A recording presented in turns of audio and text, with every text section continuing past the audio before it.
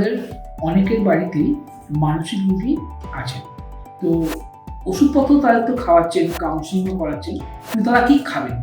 তার কারণ পথ্যটা একটা রোগীর পক্ষে বা একটা নর্মাল মানুষের পক্ষে খুব ইম্পর্টেন্ট জিনিস বা খুব প্রয়োজনীয় বা গুরুত্বপূর্ণ জিনিস।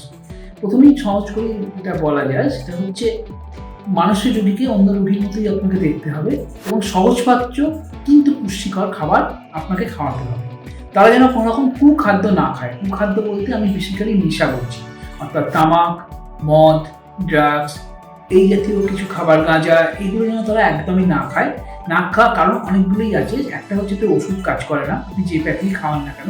আমি যেমন হোমিওপ্যাথি করি, আমাদের ওষুধ কাজ করবে না। অ্যালোপ্যাথি বলে আরও ডেঞ্জারাস, যা ওষুধের সঙ্গে মিশে সেটা আরও প্রাণঘাতী ব্যাপার তৈরি করবে।